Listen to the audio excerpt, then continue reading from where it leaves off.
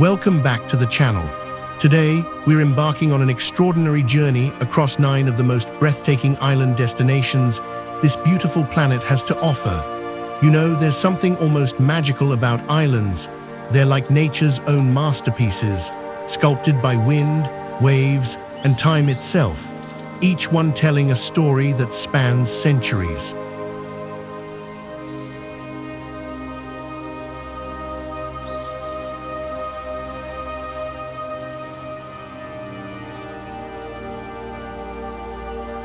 From the volcanic peaks of the Atlantic to the turquoise waters of the Caribbean, from the sun-drenched Mediterranean to the spice-scented shores of East Africa, we're going to explore places where ancient civilizations left their mark, where cultures collided and created something entirely unique, and where natural beauty reaches heights that'll make your jaw drop and your camera work overtime.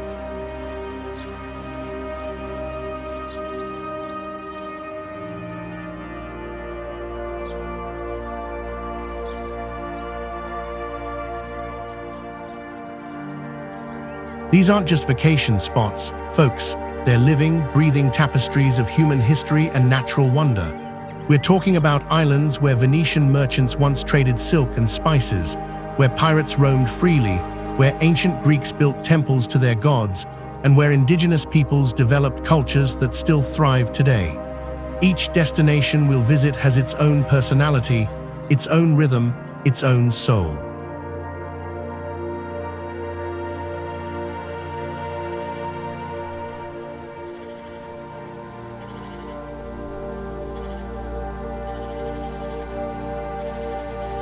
But here's the question I want you to think about. What draws us to islands? Is it the promise of escape, the allure of being surrounded by water, or something deeper, perhaps that primal human desire to discover what lies beyond the horizon?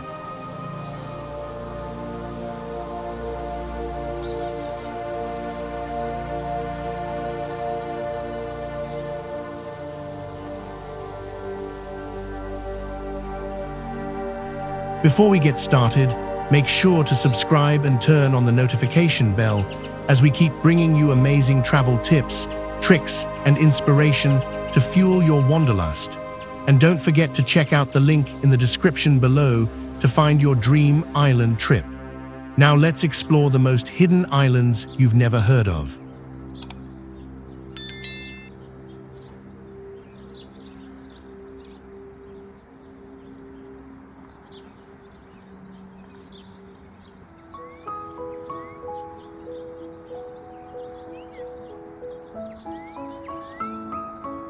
Madeira, Portugal.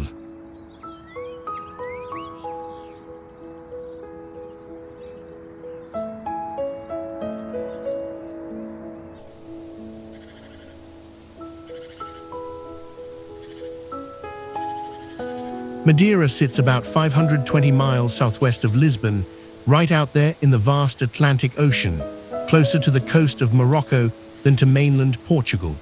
This archipelago consists of Madeira Island itself, Porto Santo, and 2 groups of uninhabited islands. The main island is essentially a mountain rising from the ocean floor, volcanic in origin, with peaks reaching over 6,000 feet.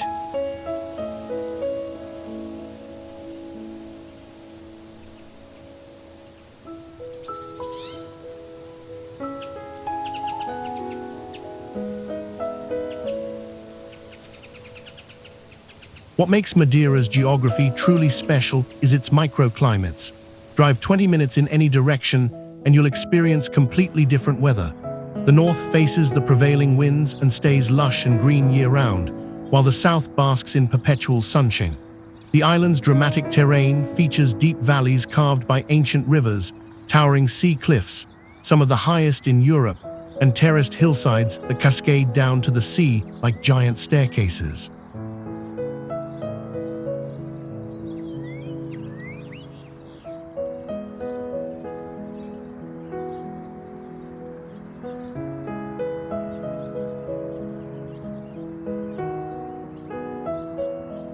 Discovered by Portuguese explorers in 1419, Madeira was completely uninhabited, when João Gonçalves Zarco first landed on its shores. The Portuguese crown immediately recognized its strategic importance and agricultural potential. Settlers arrived, cleared forests by fire. The island's name, Madeira, literally means wood in Portuguese, and established sugarcane plantations that would make the island incredibly wealthy. By the 16th century, Madeira was producing the finest sugar in Europe, attracting merchants from Italy, Flanders, and England.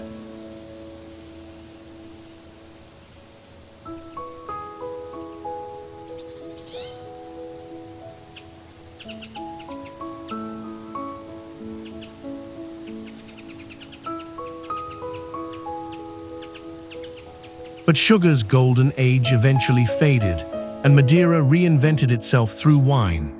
The famous Madeira wine, fortified and aged in a unique process involving heat, became the toast of aristocratic Europe and colonial America. In fact, it's said that the Declaration of Independence was signed with a toast of Madeira wine. The British influence on the island became substantial. Many wine merchants were British families who settled here, and their grand estates still dot the landscape around Funchal.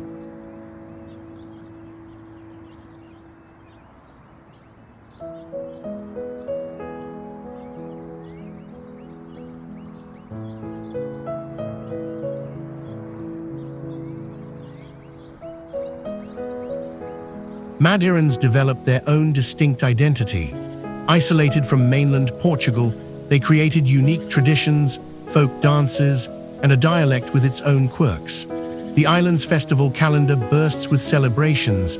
The New Year's Eve fireworks display in Funchal is actually in the Guinness Book of World Records, and the Festa de Flor Flower Festival every spring transforms the capital into a living carpet of blossoms.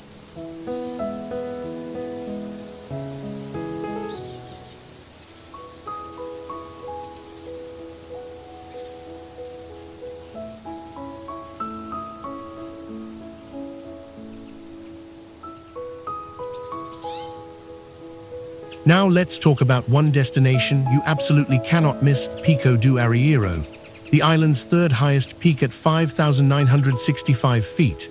Getting here requires a winding drive up mountain roads, but trust me, every hairpin turn is worth it.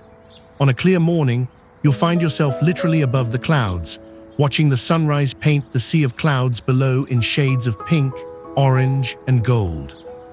The landscape up here feels otherworldly. Jagged volcanic peaks pierce through the cloud layer like islands in a cotton sea.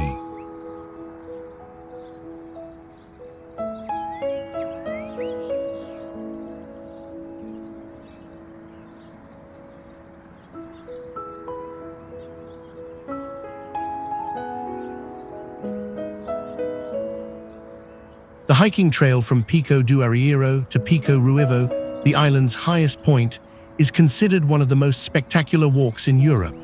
It's challenging. You'll navigate tunnels carved through the mountain, scale stone staircases, and traverse narrow paths with sheer drops. But the panoramic views are absolutely mind-blowing. You'll see why Madeira's called the Hawaii of Europe. The dramatic volcanic spires, the play of light and shadow across the mountains, the way weather systems roll in from the ocean creating ever-changing vistas. It's nature's theater at its finest.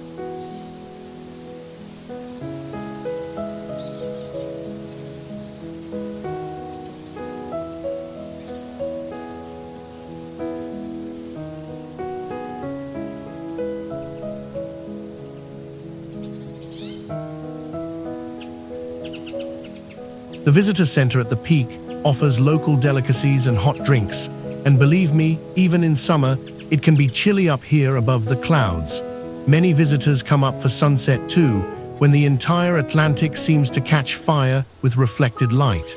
Pro tip: bring layers, because weather conditions can change rapidly at this altitude.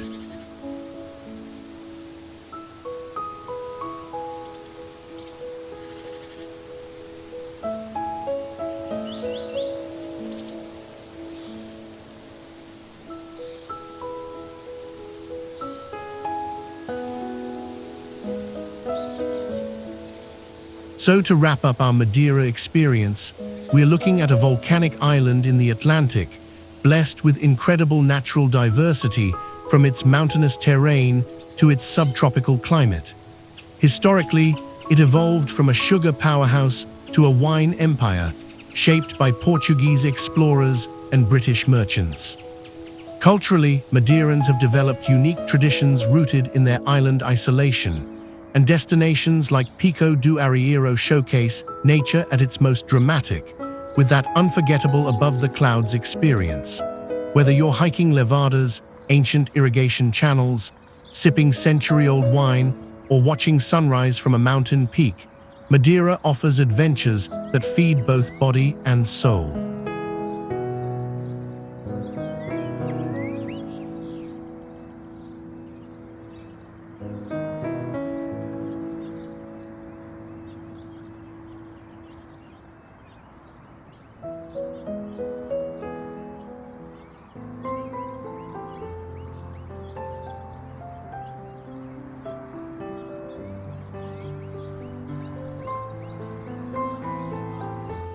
Hvar, Croatia.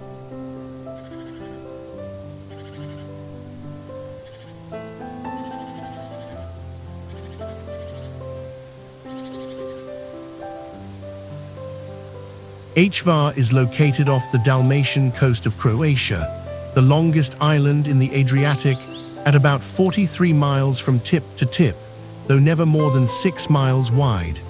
It sits parallel to the mainland, creating a sheltered channel that's been a sailor's haven for millennia.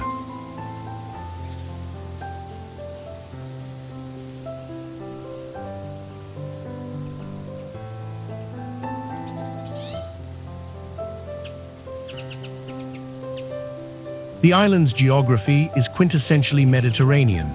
Limestone hills covered with aromatic herbs, pine forests, olive groves that have been cultivated for centuries, and lavender fields that paint the landscape purple every summer. The coastline alternates between rocky promontories and hidden coves, with pebble beaches and water so transparent you can see fish swimming 20 feet down.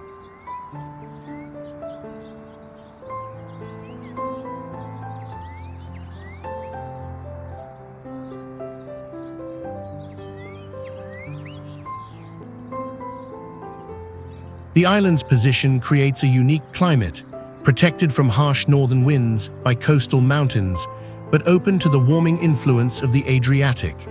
This microclimate allows for vegetation you'd normally find much farther south. Palms, agaves, and subtropical plants thrive here alongside Mediterranean staples like rosemary, sage, and thyme.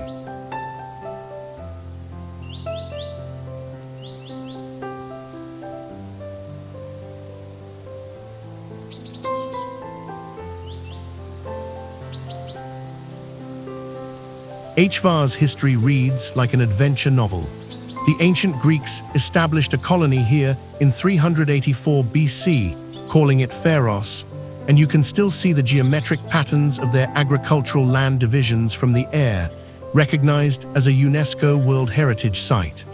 Then came the Romans, who built villas and harvested the island's wine and honey.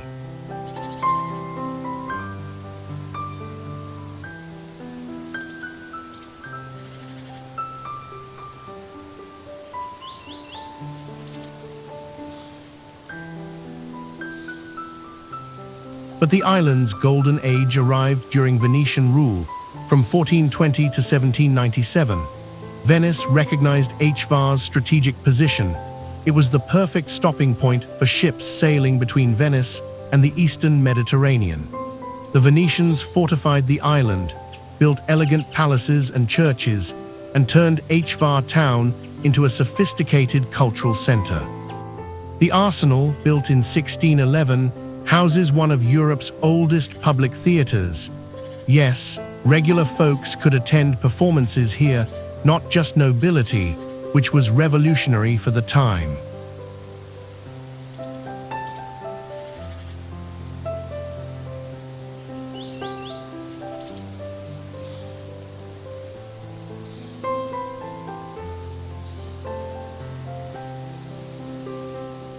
The island developed a fascinating social structure. The nobles lived in Hvar town, with their beautiful Renaissance palaces clustered around St. Stephen's Square. The common people, frustrated by inequality, led several uprisings. The most famous in 1510 lasted 4 years and resulted in one of Europe's earliest democracies, establishing equal rights between nobles and commoners.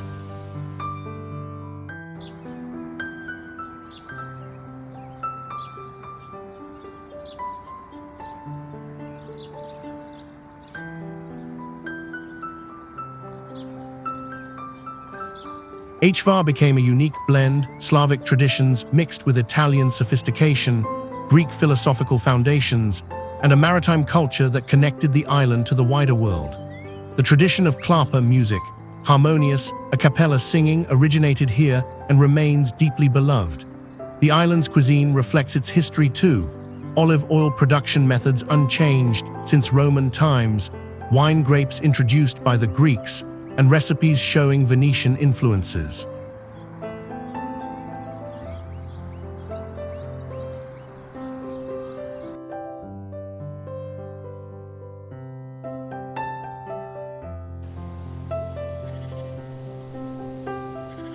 Just off Hvar's western tip lies a small archipelago called the Pakleni Islands, and this is where you'll find some of the most stunning waters in the entire Mediterranean. Pakleni derives from paklina, the pine resin that was once harvested here for waterproofing ships, but today these islands are all about pleasure, not industry.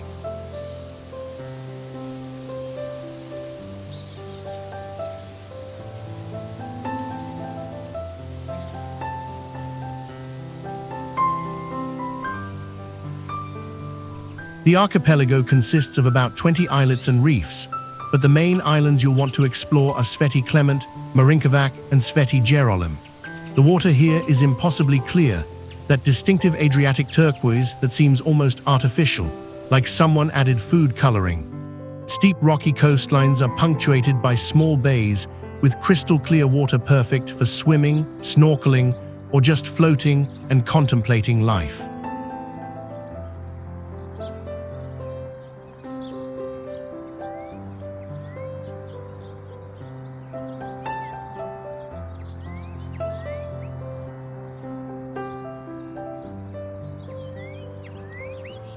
Take a water taxi or rent a boat. It's only a 10-minute ride from Hvar town. Each island has its own character. Parmigiana Bay on Sveti Clement offers beach bars and restaurants nestled among pine trees, with a botanical garden showcasing tropical plants. Vinogradish Bay presents a quieter escape with excellent snorkeling around rocky outcrops. Stipanska, on the southern side, provides anchorage for yachts and a pebble beach with beach clubs where you can rent lounges.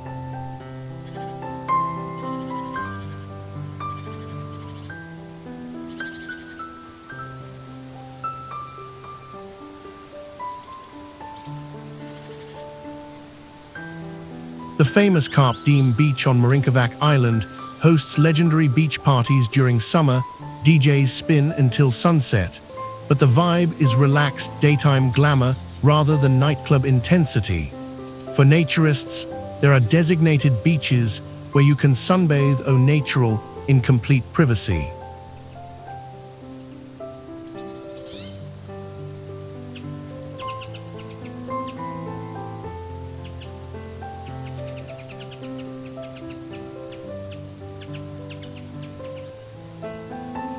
We've explored Croatia's sunniest island, geographically positioned perfectly in the Adriatic with limestone terrain, lavender fields, and endless sunshine. Historically, it journeyed from Greek colony to Roman settlement to Venetian jewel, developing sophisticated culture and early democratic ideals unusual for its time.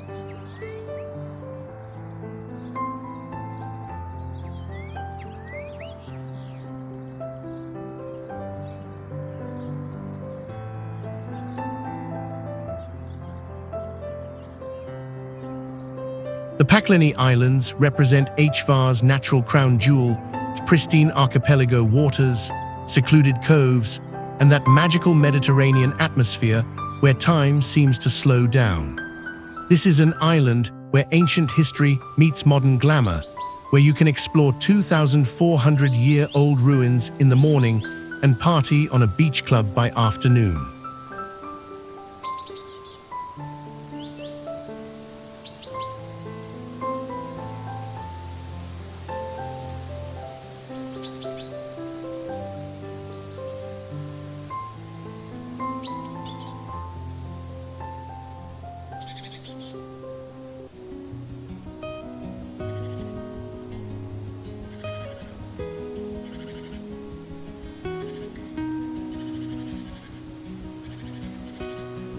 Sardinia, Italy.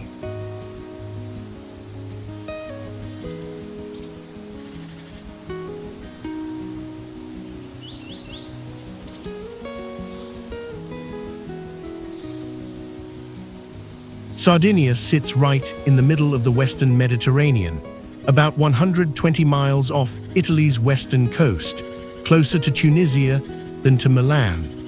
The island spans roughly 9,300 square miles of incredibly diverse terrain.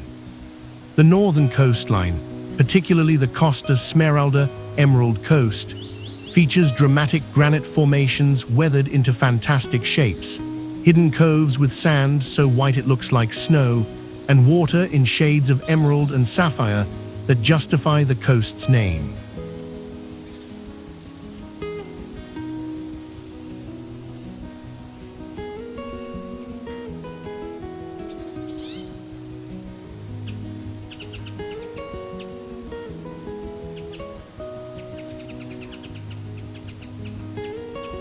Head inland and you'll discover a completely different Sardinia. The Gennargentu mountain range rises to nearly 6,000 feet, harboring ancient forests, wild boar, golden eagles, and even a small population of Mediterranean monk seals in isolated coastal caves. The Central Highlands feature vast plateaus where shepherds still practice transhumance, moving flocks seasonally just as their ancestors did thousands of years ago.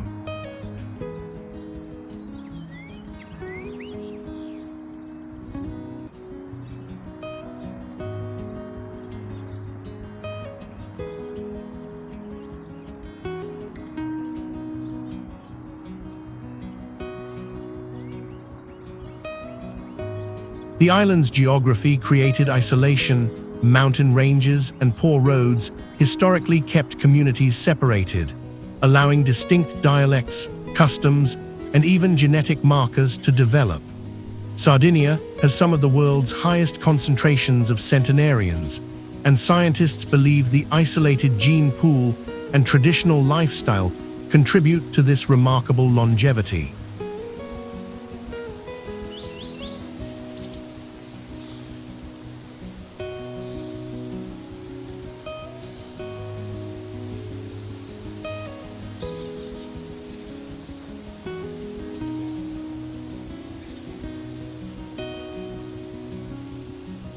The Nuragic civilization flourished here from around 1800 BC to 238 BC, building over 7,000 stone towers called nuraghi that still dot the landscape. These massive structures, built without mortar, served as dwellings, fortifications, or possibly religious sites. We're still not entirely sure.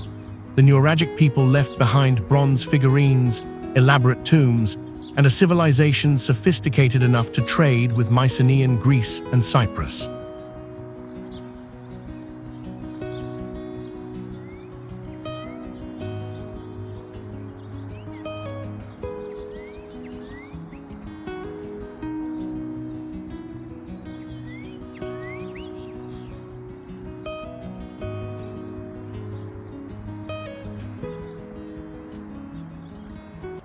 Then came waves of conquerors: Phoenicians, Carthaginians, Romans, Vandals, Byzantines, various Italian maritime republics, Spanish kingdoms, and finally, in 1861, unification with Italy.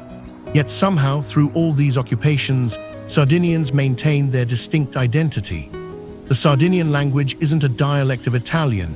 It's a separate Romance language with its own grammar and vocabulary, closer to Latin than modern Italian.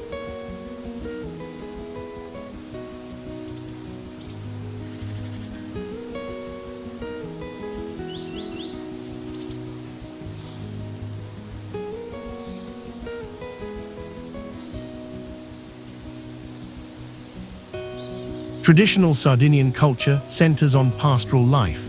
Shepherds developed a code called Balentia, combining honor, courage, and hospitality. The famous Sardinian vendetta tradition arose from this code, though thankfully it's now relegated to history. Traditional festivals still celebrate pastoral life.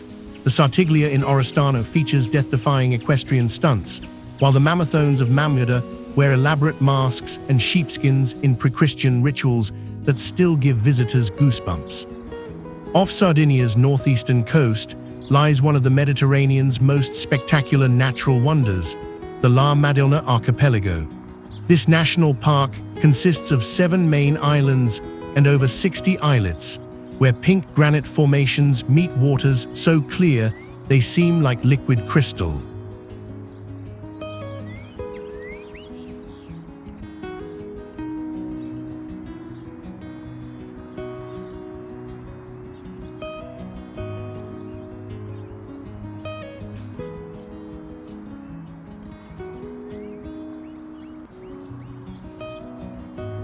La Maddalena, the main island, has a charming port town with pastel-colored buildings, excellent seafood restaurants, and a harbor where yachts from around the world drop anchor. But the real magic happens when you venture to the smaller islands. Caprera, connected by a causeway, was home to Italian unification hero Giuseppe Garibaldi, and you can visit his modest house, preserved exactly as he left it.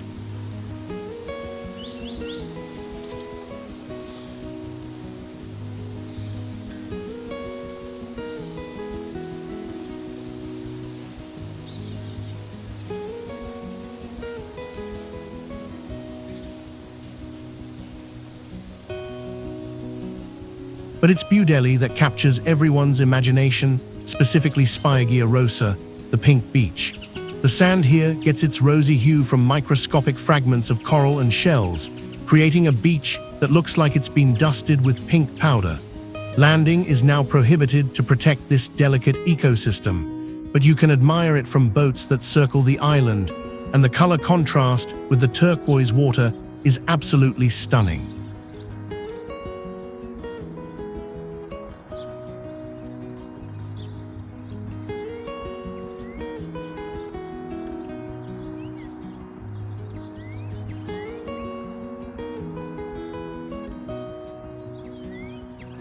Spargi Island offers some of the archipelago's best swimming spots. Cala Corsara features water so transparent that boats seem to float on air, and the granite boulders weathered into smooth, rounded shapes create natural sculptures. Santo Stefano has a more dramatic character, with its old NATO base now abandoned, giving parts of the island an eerie, post-apocalyptic feel.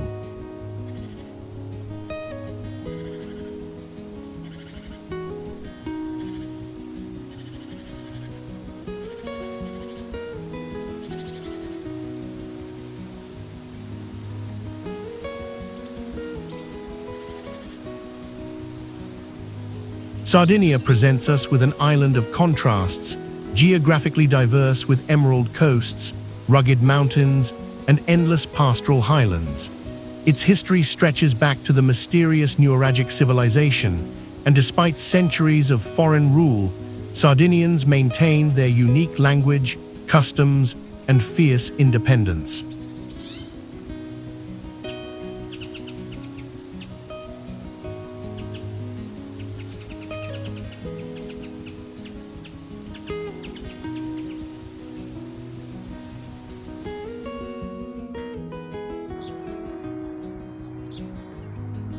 La Maddalena archipelago showcases Sardinia's natural splendor at its finest: pink beaches, granite sculptures shaped by wind and water, and marine environments so pristine they'll make you believe in paradise.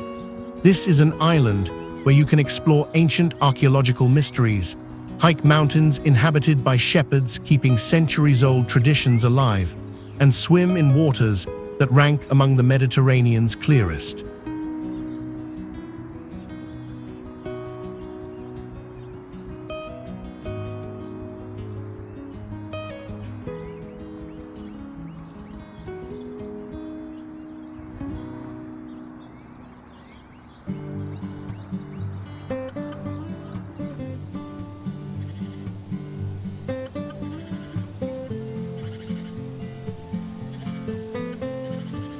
Zanzibar, Tanzania.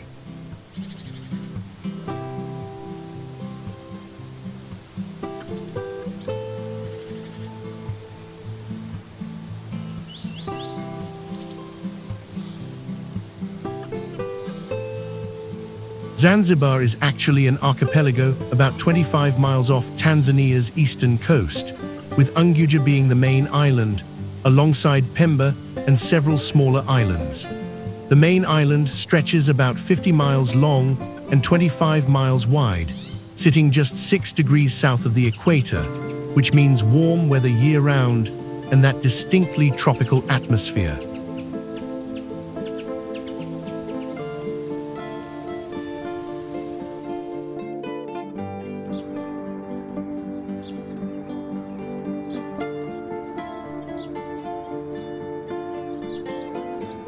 The geography here tells a story of coral reefs and constant interaction with the ocean. The eastern coast faces the open Indian Ocean, with long stretches of powder white sand beaches backed by coconut palms and the rhythm of consistent waves. During low tide, the ocean retreats so far that local women wade out hundreds of yards to harvest seaweed, creating otherworldly scenes of figures against vast expanses of wet sand reflecting the sky.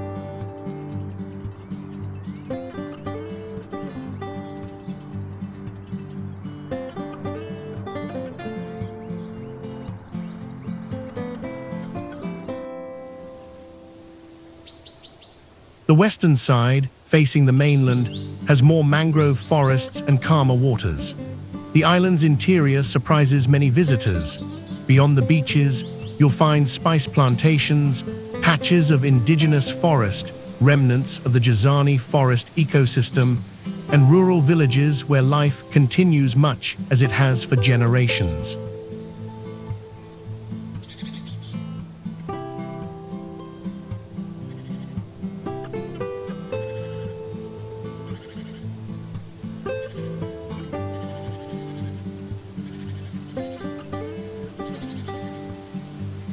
Zanzibar's history is a tale of convergence. African, Arab, Indian, and European influences colliding to create something entirely unique. The island's position made it a natural hub for Indian Ocean trade.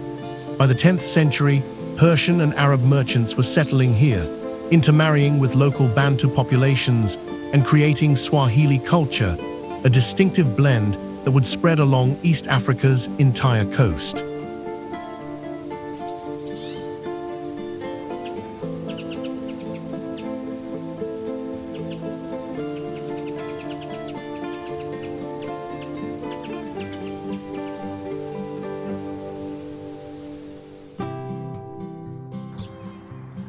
The Omani Arabs' arrival in the 17th century transformed Zanzibar into a powerful sultanate. Said bin Sultan moved his entire court from Muscat to Zanzibar in 1840, recognizing the island's strategic importance. Under Omani rule, Zanzibar became the world's largest producer of cloves, and unfortunately, also a major slave trading center. The slave market in Stone Town was one of the last to close in Africa in 1873, and visiting the preserved site today is a sobering, essential experience.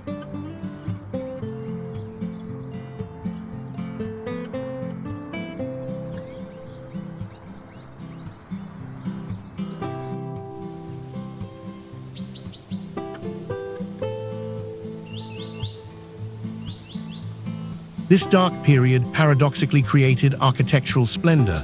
Arab merchants built elaborate palaces with intricately carved doors. The British constructed colonial administrative buildings, and Indian traders erected colorful townhouses. Stone Town, now a UNESCO World Heritage Site, became this remarkable maze of narrow alleys, hidden courtyards, and buildings that represent centuries of cultural fusion.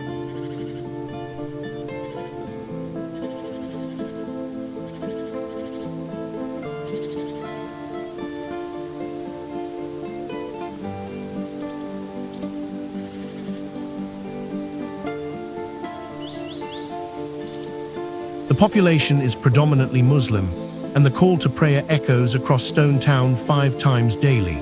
Yet traditional African beliefs persist in rural areas. The cuisine combines Indian spices, Arabic cooking methods, and African staples like cassava and plantains.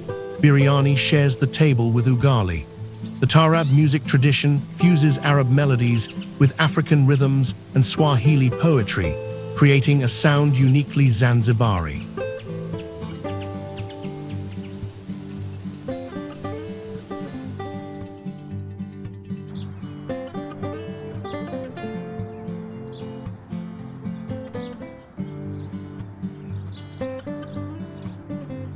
Stone Town is the soul of Zanzibar, a labyrinthine old quarter where every narrow street tells stories. This isn't just a tourist attraction, it's a living city where 100,000 people go about their daily lives amid centuries-old buildings.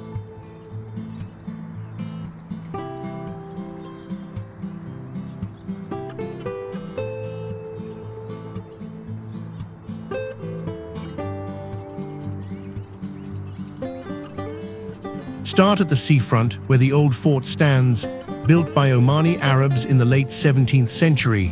It's now a cultural center where you might catch evening performances. Next door, the House of Wonders, Beit al-Ajabi, was the Sultan's ceremonial palace and the first building in East Africa with electricity and an elevator.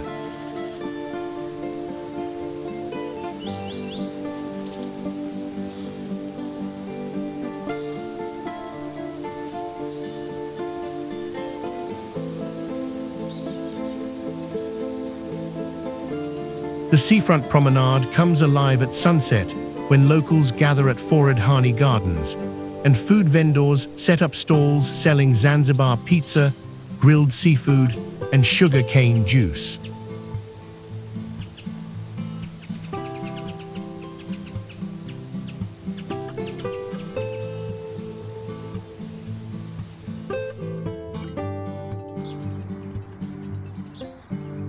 Dive into the narrow alleys and you'll discover Stone Town's real character.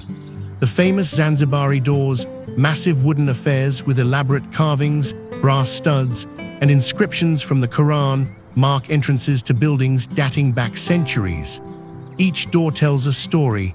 The spikes supposedly deterred war elephants, though there's debate whether this is historical fact or romantic legend.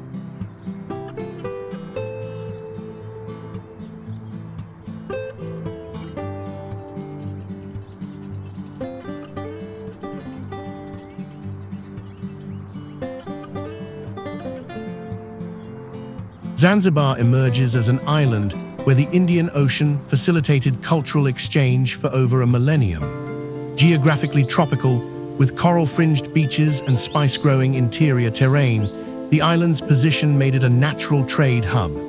Historically, it evolved from Swahili settlement to Omani Sultanate, becoming a center of both the clove trade and, tragically, the slave trade.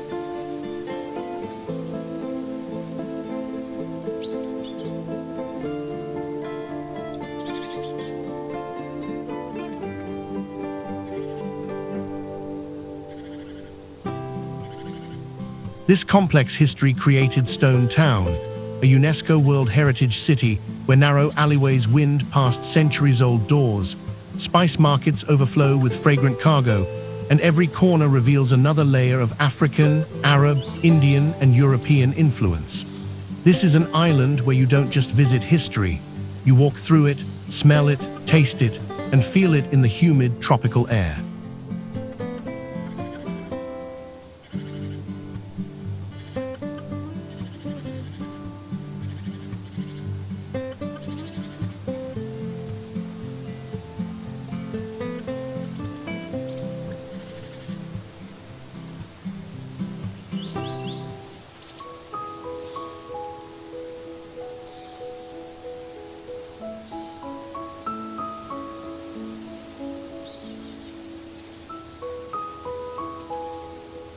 Crete, Greece.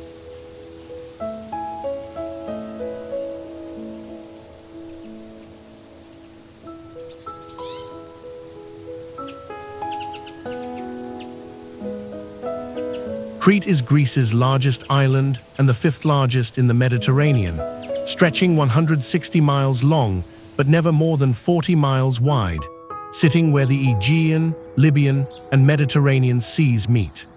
This strategic position at the crossroads between Europe, Asia, and Africa has shaped its entire history.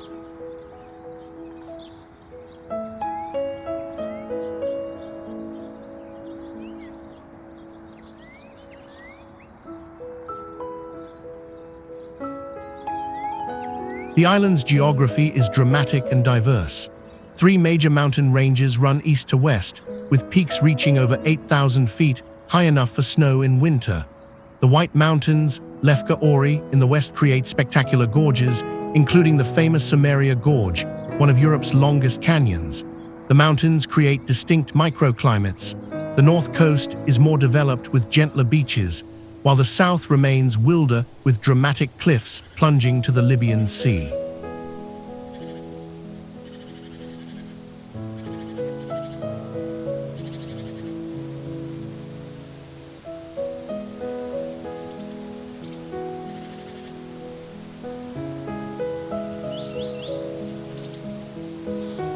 Crete's landscape includes olive groves that have been cultivated for millennia, vineyards producing wines since Minoan times, fertile plateaus like Lassithi, where thousands of windmills once pumped irrigation water, and coastal plains perfect for agriculture. This geographic diversity allowed Crete to support large populations throughout history and develop agricultural exports, olive oil, wine, and raisins that made the island wealthy.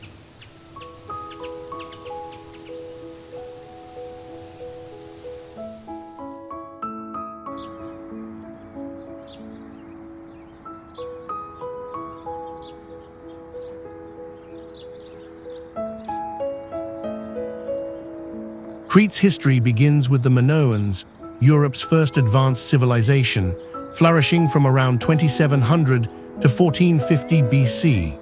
These people built palatial complexes like Knossos, developed sophisticated art, created linear, a script still undeciphered, and established trade networks spanning the entire Mediterranean. Their civilization was relatively peaceful, focusing on commerce rather than warfare, and their art celebrated nature, bull-leaping ceremonies, and goddess worship.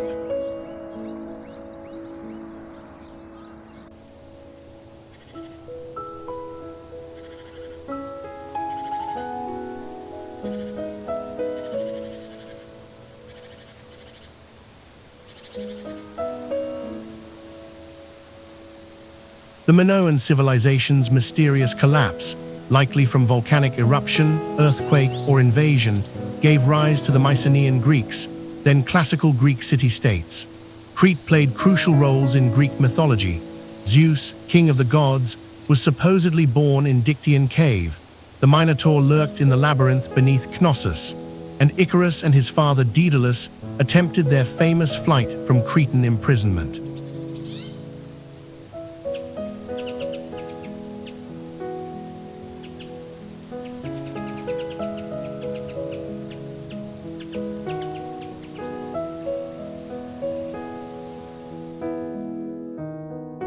Then came Romans, Byzantines, Arabs, Venetians, and finally, Ottomans who ruled from 1669 to 1913. Each culture left its mark.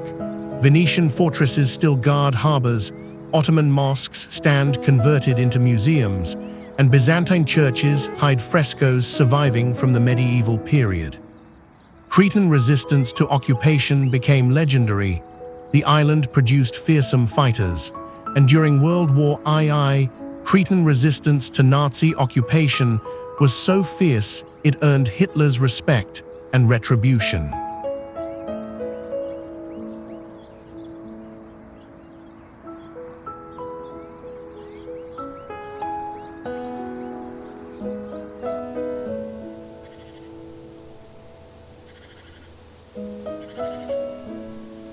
Modern Cretan culture remains fiercely proud and distinct. The Cretan dialect, music, and dances are uniquely their own. The mantonades, improvised rhyming couplets, are performed at celebrations, often as friendly competitions. The Cretan diet, based on wild greens, olive oil, fresh fish, mountain herbs, and locally produced cheese and yogurt, has been studied extensively as one of the world's healthiest.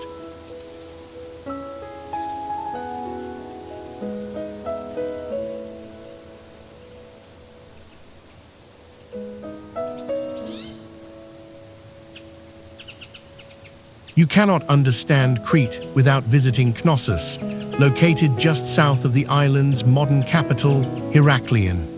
This is Europe's oldest city and the ceremonial and political center of Minoan civilization.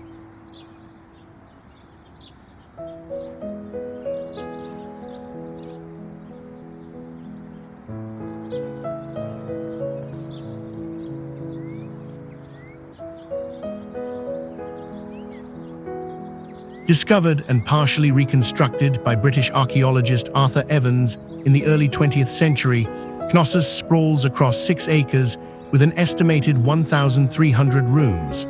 Walking through the palace complex is like stepping into a different world. The famous throne room, with its alabaster throne still sitting against the wall, has witnessed 4,000 years of history. The frescoes, including the iconic bull-leaping fresco and the Prince of the Lilies, showcase the Minoans' sophisticated artistic abilities and vibrant color palette.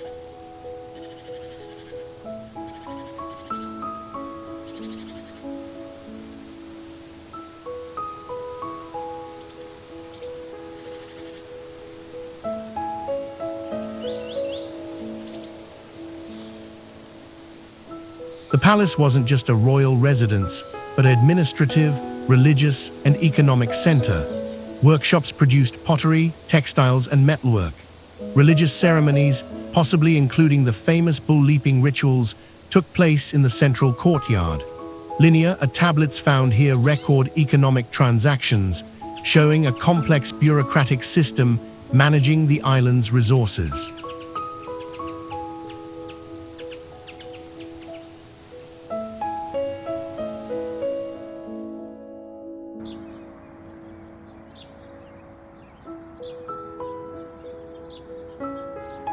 Crete presents us with Europe's oldest civilization, geographically positioned at Mediterranean crossroads with mountains, gorges, and diverse coastal terrain.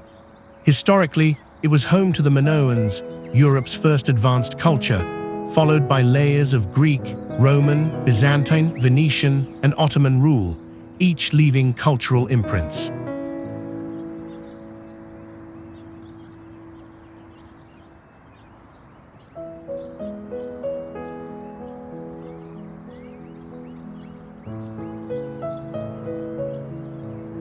Knossos Palace stands as testament to sophisticated Bronze Age civilization, with its throne room, frescoes, and complex architecture revealing a people advanced in art, administration, and engineering. This is an island where you can walk through 4,000 years of history, taste one of the world's healthiest traditional diets, and experience a culture that has stubbornly maintained its identity through countless occupations.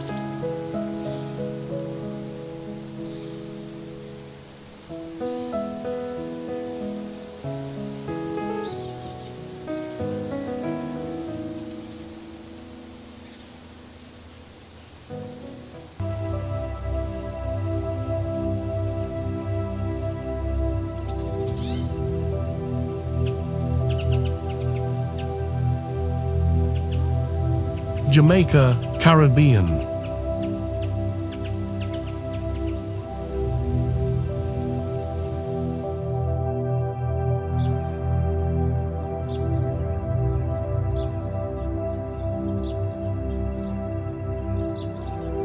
Jamaica sits in the Caribbean Sea, about 90 miles south of Cuba and 100 miles west of Haiti, the third largest island in the Caribbean after Cuba and Hispaniola. The island spans roughly 4,240 square miles of incredibly diverse terrain, much more mountainous than most people expect.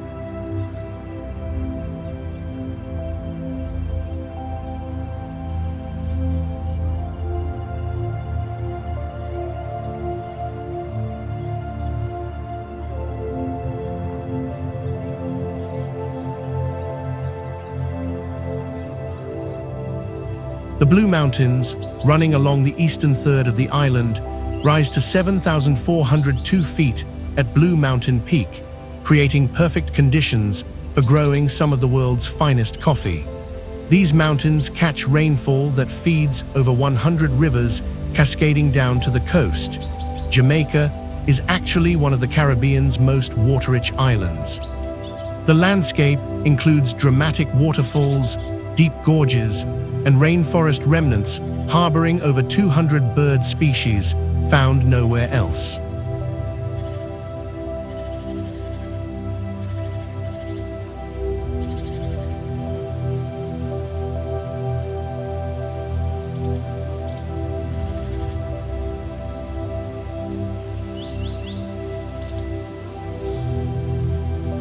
Coastline varies dramatically.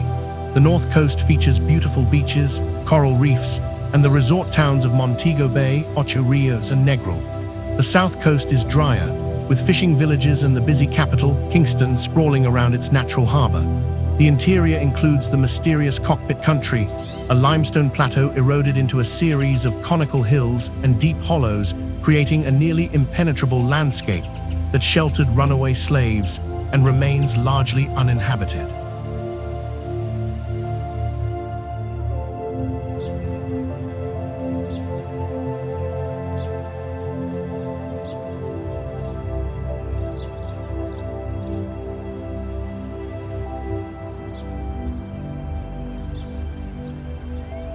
Jamaica's original inhabitants were the Taino people, who called the island Zamaica, meaning land of wood and water. Christopher Columbus arrived in 1494, and Spanish colonization began, bringing diseases that devastated the indigenous population. When the British conquered the island in 1655, few Taino remained.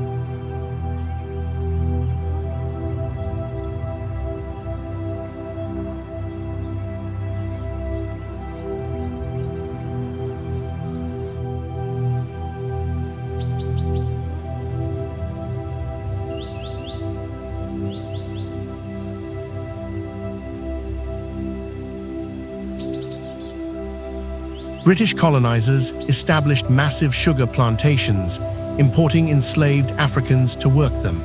Jamaica became one of Britain's most valuable colonies, generating enormous wealth through sugar, coffee, and later bananas, all built on slavery's horrific foundation.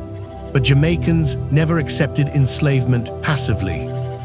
Rebellions were frequent, and communities of escaped slaves, called Maroons, established independent settlements in the mountains, fighting colonial forces to a standstill and eventually winning treaties guaranteeing their autonomy.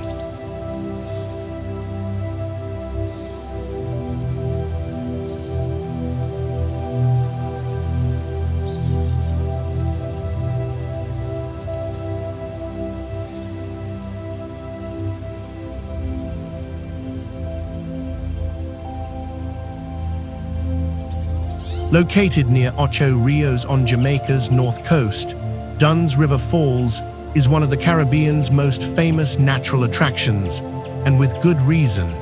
This isn't your typical waterfall. It's 600 feet of terraced cascades flowing over limestone rocks directly into the Caribbean Sea.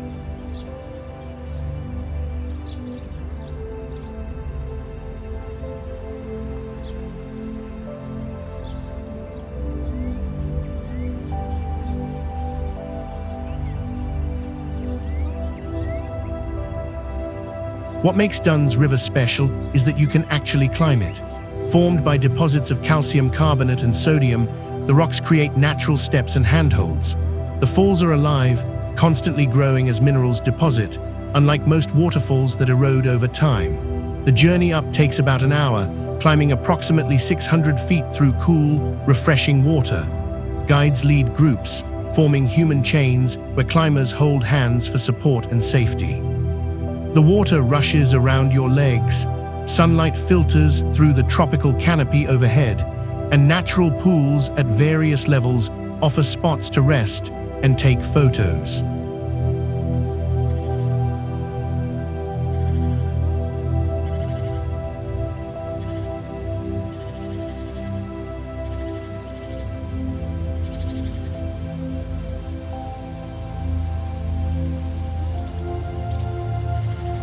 The beach at the base, where the falls meet the Caribbean, offers perfect swimming in that transition zone where fresh and salt water mix. The contrast is remarkable, cool waterfall streams meeting warm ocean water. It's become one of Jamaica's most visited attractions, so arrive early to beat crowds, especially when cruise ships dock in Ocho Rios.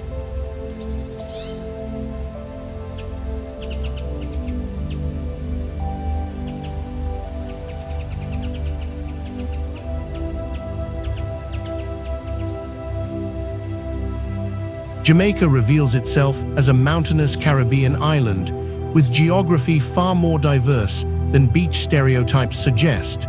Blue mountains, rainforests, rivers, and that mysterious cockpit country terrain. Historically shaped by indigenous Taino people, Spanish then British colonization, and the resilience of enslaved Africans who created new culture from tragedy, Jamaica developed unique music, reggae, language, patois, and spiritual movements, Rastafarianism, that have influenced the entire world.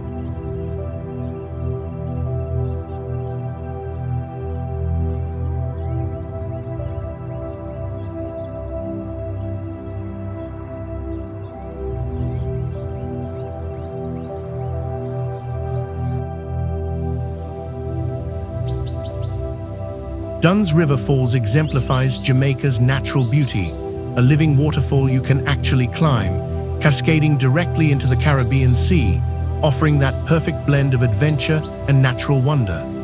This is an island where you'll feel the rhythm in your bones, taste complex flavors in every dish, and understand why Jamaican culture has spread so far beyond this small island's shores.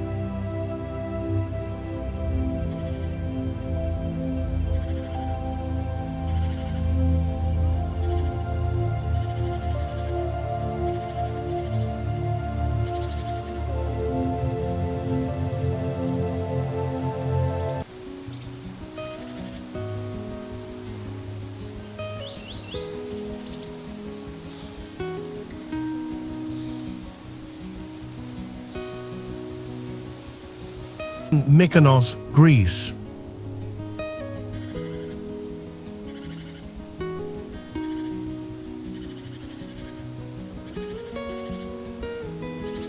Mykonos sits in the heart of the Aegean Sea, part of the Cyclades Island group, roughly 94 miles southeast of Athens.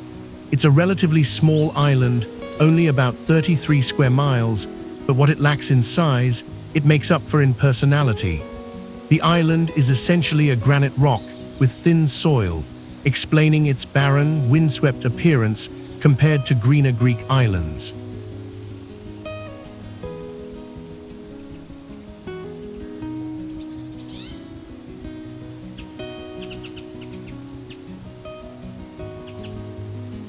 The geography here is defined by wind.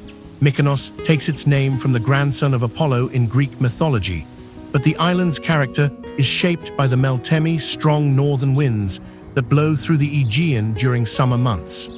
These winds kept windmills turning for centuries.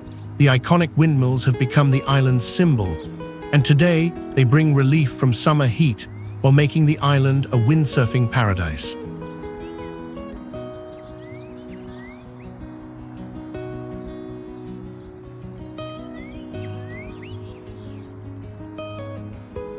The landscape is classic Cycladic rocky terrain with low vegetation, stunning beaches with golden sand, and that incredible Aegean blue water. The coastline features dozens of beaches, each with its own character, from family-friendly sandy stretches to remote coves accessible only by boat. The island's barrenness actually enhances its beauty. There's a stark, minimalist quality to the landscape that perfectly complements the famous whitewashed architecture.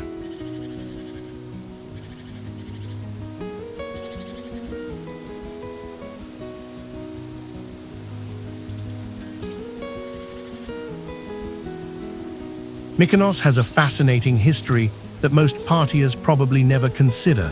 In ancient times, it was considered a sacred island due to its proximity to Delos, just a mile away. Delos was Apollo's birthplace according to mythology, and during classical Greek times, it became one of the most important religious and commercial centers in the Aegean. Mykonos served as Delos's supply base and guardian.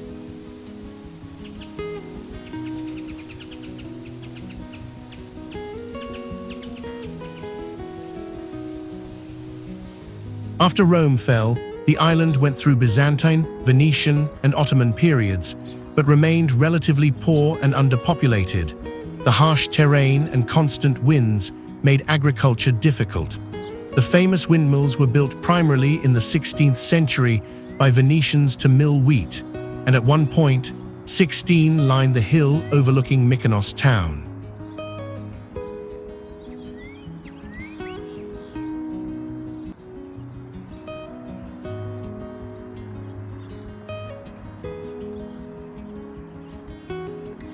Through the 70s and 80s, Mykonos evolved into a glamorous destination, attracting celebrities, fashionistas, and anyone seeking that combination of natural beauty and sophisticated nightlife. The island mastered a difficult balance, maintaining traditional Cycladic character while embracing cosmopolitan glamour and party culture.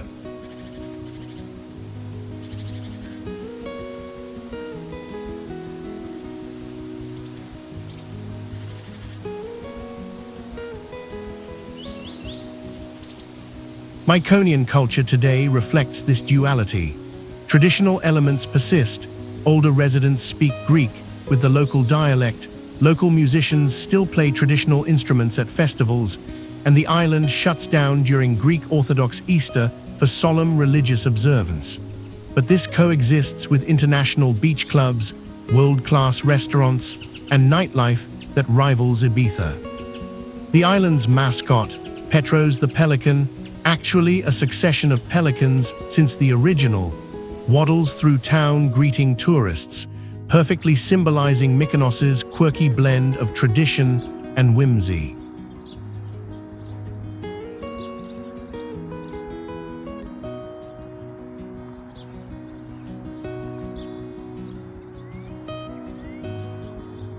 In Mykonos town, Kora, the island's capital, there's a neighborhood called Little Venice that perfectly encapsulates Mykonos's romantic charm. Here, 18th century houses built right on the waterfront have balconies hanging directly over the sea, creating a miniature version of Venice's canals, hence the nickname.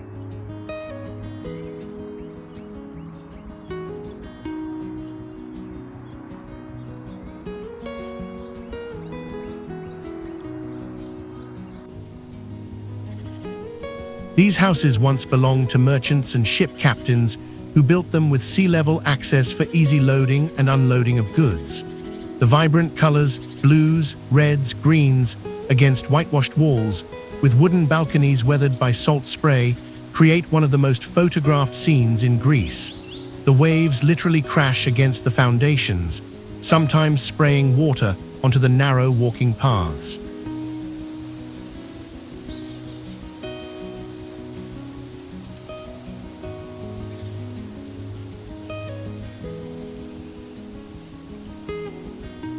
After sunset, the neighborhood transforms. Music drifts from bars, candles flicker in windows, and the atmosphere becomes magical, quintessentially Greek yet cosmopolitan. Yes, it's touristy, yes, it's crowded, and yes, drinks are expensive, but there's nowhere else quite like it. The combination of natural beauty, historic architecture, and that intangible Myconian glamour creates moments you'll remember long after your tan fades.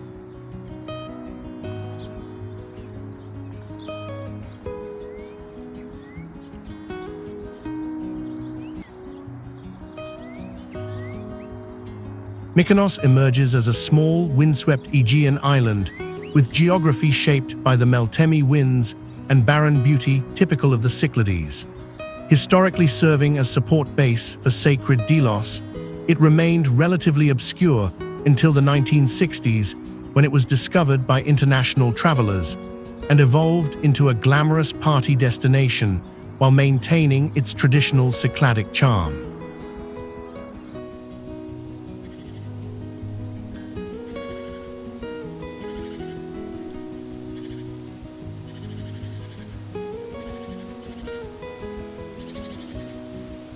Little Venice showcases this duality perfectly. 18th century merchant houses with balconies over the sea, now housing romantic bars where you can watch legendary sunsets, representing Mykonos's ability to honor history while embracing modern sophistication. This is an island that knows how to party, but never forgets its traditions, where you can dance until dawn at beach clubs, then explore tiny whitewashed chapels in the afternoon.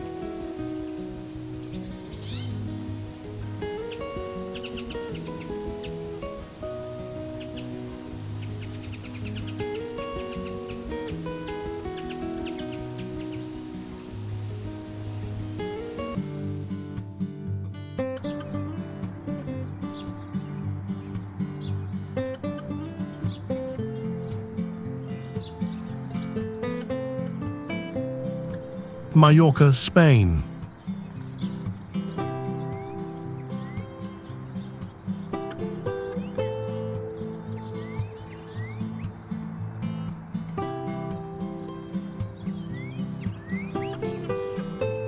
Mallorca sits in the western Mediterranean, about 130 miles off Spain's eastern coast. It's the largest Balearic island, covering 1,405 square miles of remarkably diverse terrain. Many visitors never realize that Mallorca is actually quite mountainous. The Serra de Tramuntana mountain range runs along the entire northwestern coast, with peaks reaching over 4,700 feet at Puig Major. This World Heritage landscape features dramatic limestone cliffs plunging into the sea, ancient stone villages perched on hillsides, and terraced olive groves carved into mountainsides centuries ago.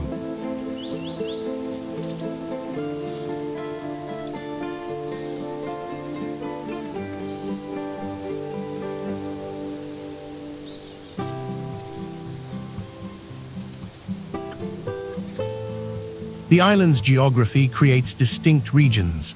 The Tramuntana coast offers rugged beauty, hidden coves accessible only by boat or hiking trails, and some of Europe's most spectacular coastal drives. The central plain, Is Pla, is agricultural heartland, almond orchards, stunning when blooming in February, vineyards, windmills, and traditional stone farmhouses.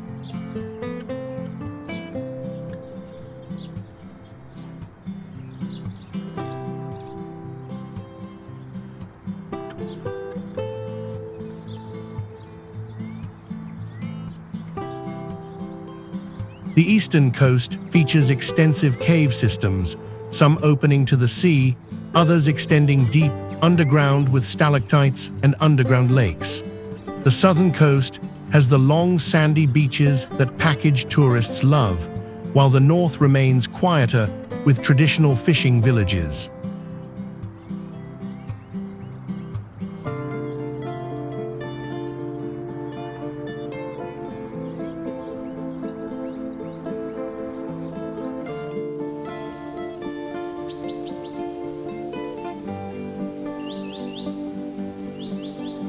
Mallorca's strategic Mediterranean position ensured a rich, tumultuous history.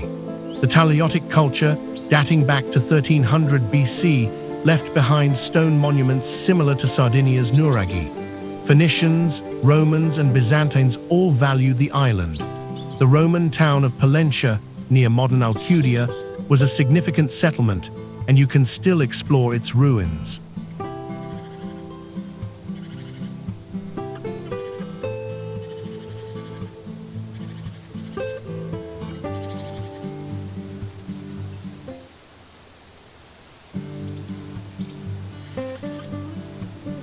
The Moors conquered Mallorca in 902, beginning a period that profoundly shaped the island. They introduced sophisticated irrigation systems, some still functioning, cultivated crops like citrus and rice, and built palaces and gardens that influenced Mallorcan architecture for centuries. The Arabic influence persists in place names, agricultural techniques, and the architecture of Palma's Old Quarter.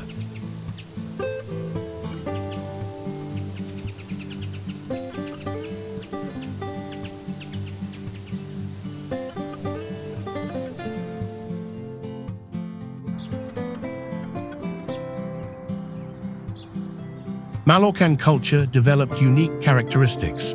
Traditional crafts like roba de lengus, fabric of tongues, intricate woven textiles with flame-like patterns, and seural, simple clay whistles painted white with red and green decorations, continue today. The island's cuisine reflects Mediterranean abundance: sobrassada, spreadable chorizo, ensaimada, sweet spiral pastry, tumbit, vegetable layered dish, and seafood prepared simply with local olive oil and wine.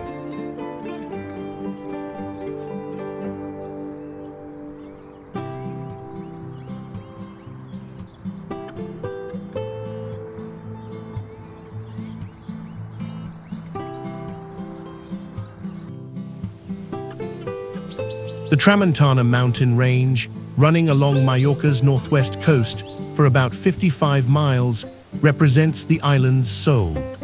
This World Heritage Site combines dramatic natural beauty with centuries of human adaptation to challenging terrain.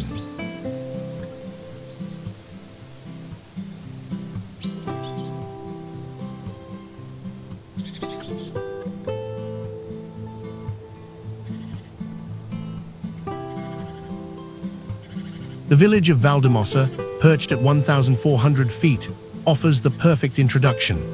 Its cobblestone streets wind past stone houses with green shutters, the only color permitted, flowering balconies, and the famous Carthusian monastery where Chopin and Sand spent their dramatic winter. The monastery's cells, pharmacy, and cloisters are remarkably preserved, and you can visit the very rooms where Chopin composed despite his deteriorating health.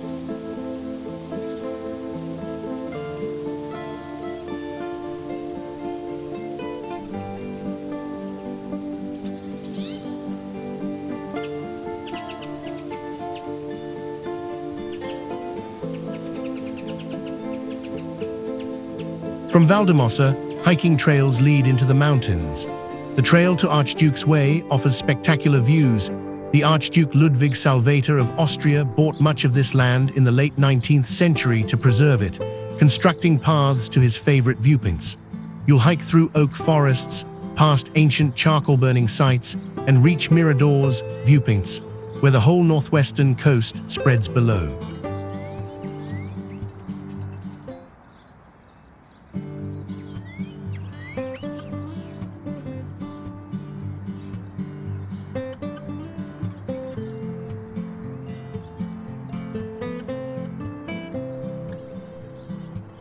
For serious hikers, the GR 221, known as the Dry Stone Route, traverses the entire Tramuntana range. You'll walk ancient paths connecting villages, sleep in mountain refuges, and experience Mallorca far from beach resorts.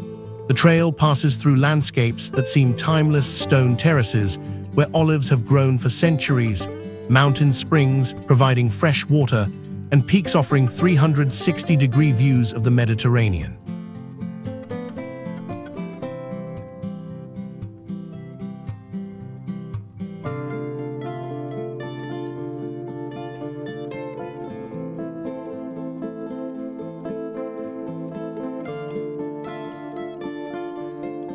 Mallorca reveals itself as far more than a beach destination, geographically diverse with dramatic mountains, agricultural plains, extensive cave systems, and varied coastlines.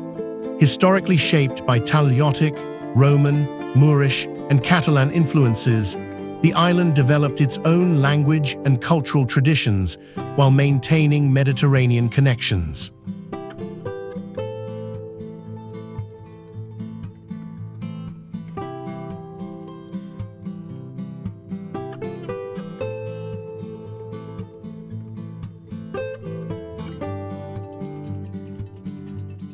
The Serra de Tramuntana exemplifies Mallorca's depth, a UNESCO World Heritage mountain range where dramatic landscapes meet centuries of human cultural development, offering everything from artistic villages like Valdemossa and Daya to hiking trails with views that will stop you in your tracks.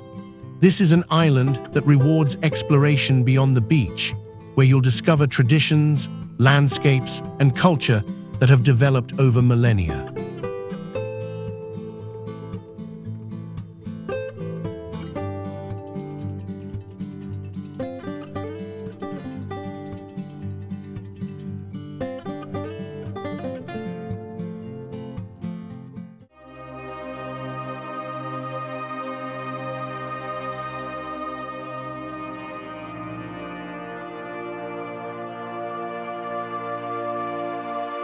Boracay, Philippines.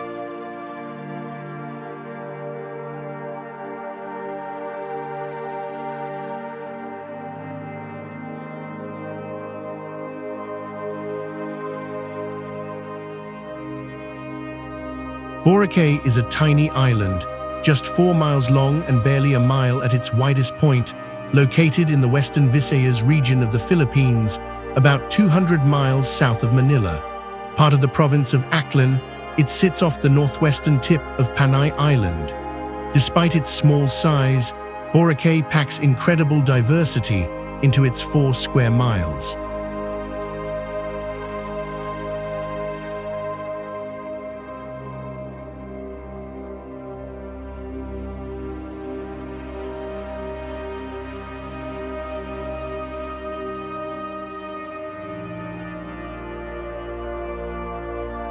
The island's geography is defined by its beaches, each with distinct character.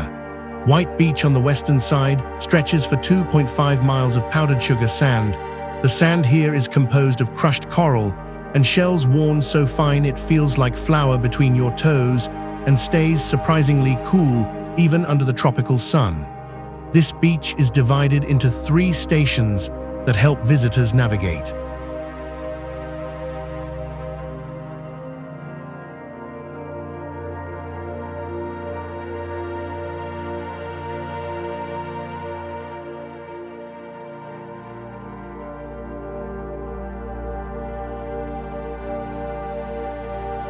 The eastern side presents a completely different character. Bulabog Beach faces the prevailing winds, making it the kitesurfing and windsurfing capital of the Philippines. Here the water is choppier, the vibe more athletic and adventurous.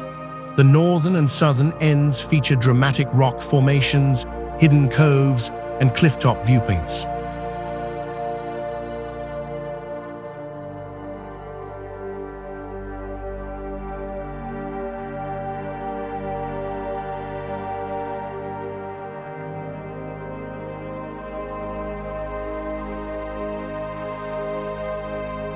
Boracay's original inhabitants were the Ati people, part of the Negrito ethnic groups who are among the Philippines' earliest inhabitants.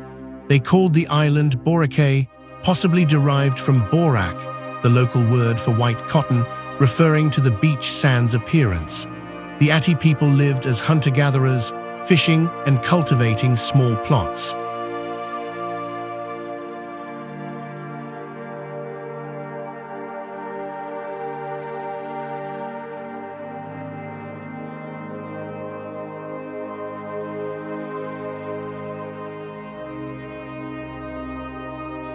Later migrations brought Visayan people from other Philippine islands, establishing fishing villages and coconut plantations. For centuries, Boracay remained isolated and largely unknown outside the immediate region. Life centered on fishing, copra-dried coconut, production and subsistence farming.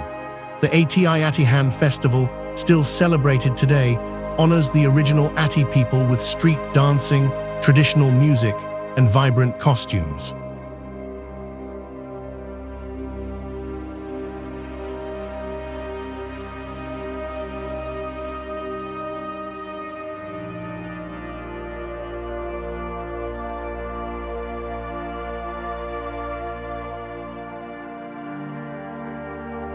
Boracay's discovery by tourism happened gradually.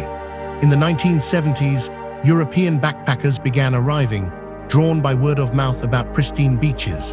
Local families started offering basic accommodation in their homes. Through the 1980s and 90s, tourism infrastructure developed slowly. Simple beach huts evolved into hotels. Local fishing boats started offering island-hopping tour, and restaurants began serving international cuisine alongside Filipino dishes.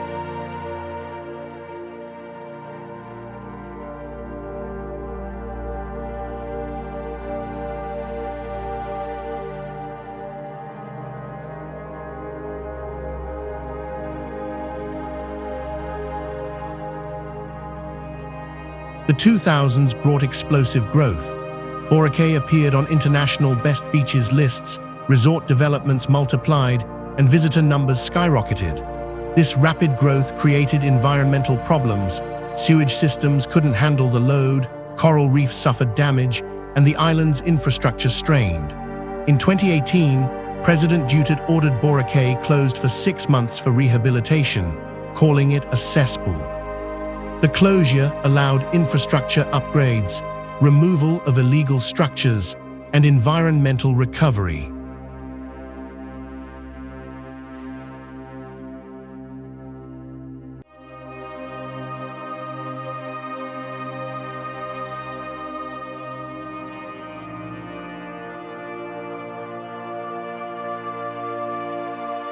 The rehabilitated Boracay that reopened demonstrates attempts to balance tourism with sustainability, stricter environmental regulations, improved sewage systems, and limits on visitor numbers. Modern Boracay culture blends indigenous Ati traditions, Filipino hospitality. The famous Filipino smile is genuine here, international influences from decades of tourism, and a laid-back island vibe that encourages relaxation.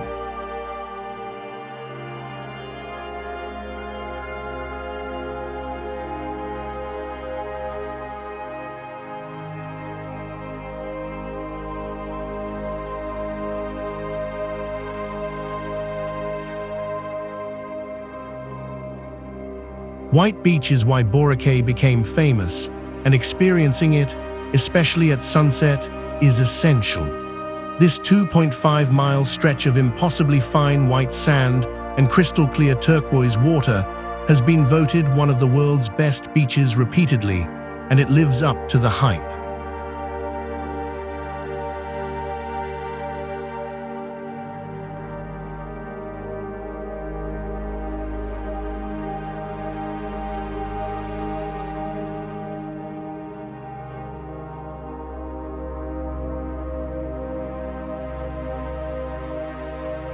What makes White Beach special?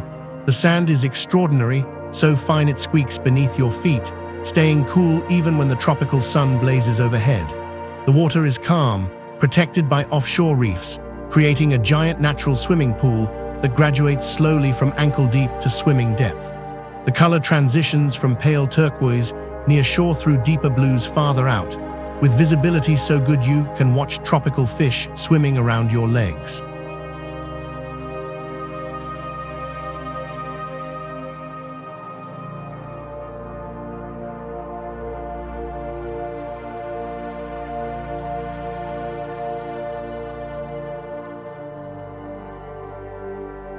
Boracay presents a tiny Philippine island with geography defined by world-famous White Beach on one side and wind sports haven Bulabog Beach on the other. Historically home to the Ati people and later Filipino fishing communities, the island transformed through gradual tourism discovery into one of Asia's premier beach destinations, with recent rehabilitation efforts attempting sustainable tourism balance.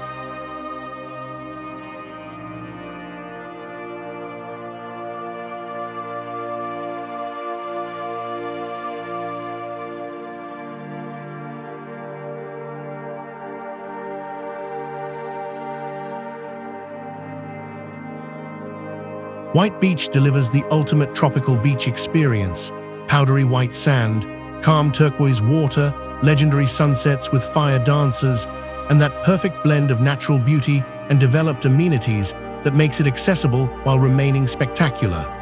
This is a beach where the hype is justified, where sunset becomes a communal celebration, and where the combination of natural gifts and Filipino hospitality creates something truly special.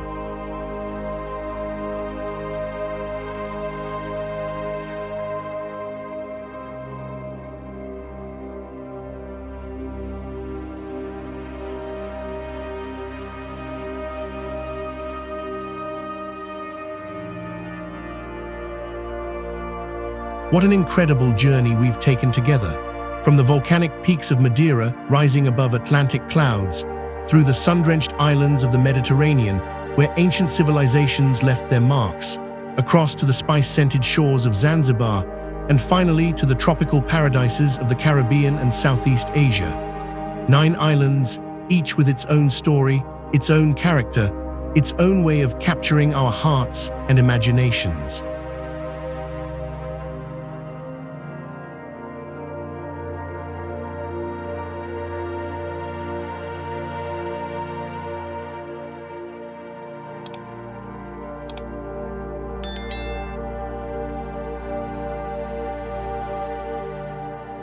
Here's my question for you. If you could only choose one of these 9 islands to visit tomorrow, which would it be and why? What draws you most? Ancient history, vibrant culture, natural beauty, adventure sports, or that perfect beach where you can simply exist in the moment? Drop your answer in the comments below. I love reading your thoughts, and you'll probably discover your next destination from someone else's recommendation.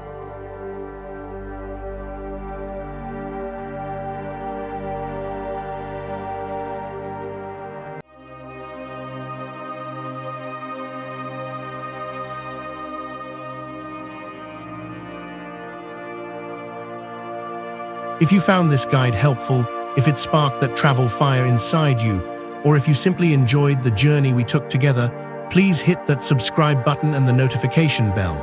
We're constantly exploring new destinations, uncovering hidden gems, and bringing you the insider knowledge that transforms trips from good to unforgettable. Your support means the world to us and helps us keep creating content that inspires real adventures.